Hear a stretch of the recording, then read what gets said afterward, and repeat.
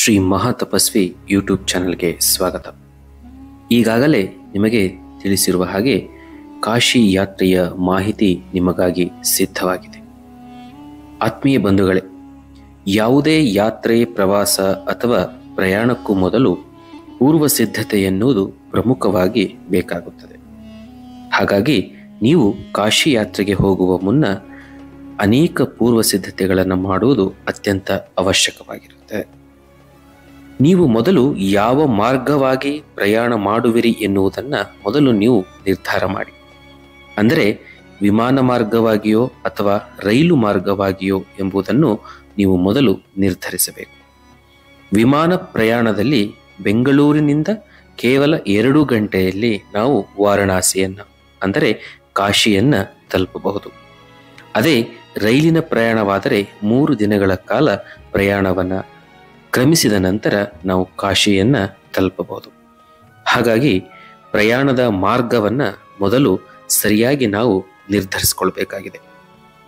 ಪ್ರಯಾಣದ ಮಾರ್ಗವನ್ನು ನಾವು ನಿರ್ಧರಿಸಿದ ನಂತರ ಯಾವ ದಿನಾಂಕದಿಂದ ಯಾವ ದಿನಾಂಕದವರೆಗೂ ನಾವು ಕಾಶಿ ಯಾತ್ರೆಯನ್ನು ಮಾಡಬೇಕು ಮತ್ತು ಕಾಶಿ ಯಾತ್ರೆಯನ್ನು ಮಾಡಬಹುದು ಎಂಬುದನ್ನು ಮೊದಲು ನಿಗದಿಪಡಿಸಿಕೊಳ್ಬೇಕು. ಅದಕ್ಕೆ ತಕ್ಕಂತೆ ನಿಮ್ಮ ಪ್ರಯಾಣ ಮಾರ್ಗದ ಟಿಕೆಟನ್ನು ಬುಕ್ ಮಾಡ್ಕೋಬೇಕಾಗತ್ತೆ. ಉದಾಹರಣೆಗೆ ಬೆಂಗಳೂರಿನಿಂದ ಬನಾರಸ್ ಅಂದರೆ ಕಾಶಿ, ಬೆಂಗಳೂರಿನಿಂದ ವಾರಣಾಸಿ ಅಂದರೆ ಅದು ಕೂಡ ಕಾಶಿ.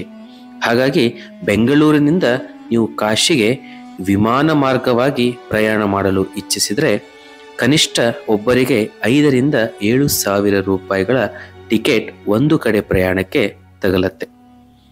ಆದರೆ 1 ಅಥವಾ 2 ತಿಂಗಳ ಮುಂಚೆಯೇ ನೀವು ಟಿಕೆಟ್ ಬುಕ್ ಮಾಡಿದರೆ ಸ್ವಲ್ಪ ಕಡಿಮೆ ಆಗಬಹುದು ಅಷ್ಟೇ, ಬಿಟ್ಟರೆ ಹೆಚ್ಚಿನ ವ್ಯತ್ಯಾಸವೇನೂ ಆಗೋದಿಲ್ಲ. ಆದರೆ ಅನೇಕರು ರೈಲಿನಲ್ಲಿಯೇ ಪ್ರಯಾಣ ಮಾಡುವುದು ಸೂಕ್ತ ಅಂತ ಹೇಳ್ತಾರೆ. ಹಾಗಾಗಿ ನಿಮಗೆ ರೈಲಿನಲ್ಲಿ ನೀವು ಪ್ರಯಾಣ ಮಾಡುವಂತಹ ಆಸಕ್ತಿ ಇದ್ದರೆ ಈಗ ಅದಕ್ಕೆ 60 ದಿನಗಳ ಮುಂಚಿತವಾಗಿಯೇ ಬುಕ್ಕಿಂಗ್ ಮಾಡುವಂತಹ ವ್ಯವಸ್ಥೆ ಇದೆ. ಹಾಗಾಗಿ ನಿಮ್ಮ ಅನುಕೂಲಕ್ಕೆ ತಕ್ಕಂತೆ ನೀವು 3A AC ಕೋಚನ್ನು ಹಾಗೂ 2A AC ಕೋಚನ್ನು ಅಥವಾ ಮಾಮೂಲಿ ಕೋಚನ್ನು ನೀವು ರಿಸರ್ವ್ ಮಾಡಿಸಿಕೊಳ್ಬೇಕಾಗತ್ತೆ. ಅದನ್ನು ರಿಸರ್ವ್ ಮಾಡಿಸಿಕೊಳ್ಳೋದನ್ನು ಯಾವುದೇ ಕಾರಣಕ್ಕೂ ಮರಿಬೇಡಿ. ಹೀಗೆ ಮೊದಲು ನಮ್ಮ ಪ್ರಯಾಣದ ಮಾರ್ಗವನ್ನು ನಾವು ಸರಿಯಾಗಿ ನಿಗದಿ ಮಾಡಿಕೊಳ್ಬೇಕಾಗತ್ತೆ. ನಿಗದಿ ಮಾಡಿಕೊಂಡು ಅದಕ್ಕೆ ತಕ್ಕದಾದಂತಹ ಪ್ರಯಾಣದ ಟಿಕೆಟನ್ನು ಮುಂಗಡವಾಗಿಯೇ ನಾವು ಬುಕ್ ಮಾಡ್ಕೋಬೇಕಾಗತ್ತೆ. ಇಷ್ಟೆಲ್ಲ ಪೂರ್ವ ತಯಾರಿ ಆದ ನಂತರ ನೀವು ಒಮ್ಮೆ ಆ ಮನಸಾರೆ ಜಗನ್ನಿಯಾಮಕ ಸೂತ್ರಧಾರಿಯಾದಂತಹ ಪರಶಿವನನ್ನು ಭಕ್ತಿಯಿಂದ ಪ್ರಾರ್ಥಿಸಬೇಕು. ನಾನು ನಿನ್ನ ಸನ್ನಿಧಿಗೆ ಬರಲು ನಿರ್ಧಾರ ಮಾಡಿರುವೆ.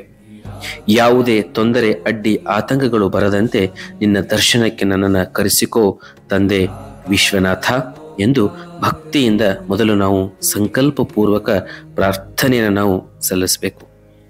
ಇದಾದ ನಂತರ ನಾವು ಮಾಡಬೇಕಾಗಿರುವಂತಹ ಪ್ರಮುಖವಾದಂತಹ ಹಂತ ಅಂತಂದರೆ ನಮ್ಮ ಸುಪ್ತ ಮನಸ್ಸಿಗೆ ಅಂದರೆ ನಮ್ಮ ಒಳ ಮನಸ್ಸಿಗೆ ಒಂದು ಸೂಚನೆಯನ್ನು ನಾವು ನೀಡಬೇಕು.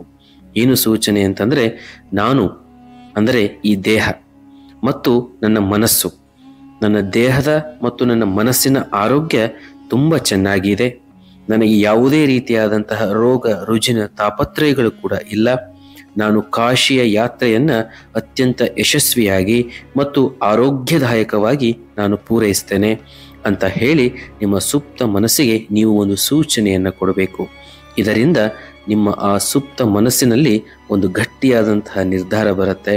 ಕಾಶಿ ಯಾತ್ರೆಯನ್ನು ಅತ್ಯಂತ ಯಶಸ್ವಿಯಾಗಿ ನಾನು ಪೂರೈಸಬೇಕು ಅನ್ನುವಂತಹ ನಿರ್ಧಾರ ನಿಮ್ಮ ಸುಪ್ತ ಮನಸ್ಸಿನಲ್ಲಿ ಗಟ್ಟಿಯಾಗಿ ಉಳಿಯುತ್ತೆ. ಇದೆಲ್ಲ ಆದ ನಂತರ ಮುಂದಿನ ತಯಾರಿ ನಿಮ್ಮ ಲಗೇಜ್. ಮುಂದಿನ ವಿಡಿಯೋದಲ್ಲಿ ನೀವು ಎಷ್ಟು ಪ್ರಮಾಣದ ಲಗೇಜನ್ನು ತೆಗೆದುಕೊಂಡು ಹೋಗಬೇಕು, ಹಾಗಾಗಿ ನಿಮ್ಮ ಲಗೇಜಿನ ತಯಾರಿ ಹೇಗಿರಬೇಕು, ಎಲ್ಲದರ ಮಾಹಿತಿ ನಿಮಗೆ ಸಿಗತ್ತೆ. ಮುಂದಿನ ವಿಡಿಯೋದಲ್ಲಿ ಸಿಗೋಣ. ಧನ್ಯವಾದಗಳು.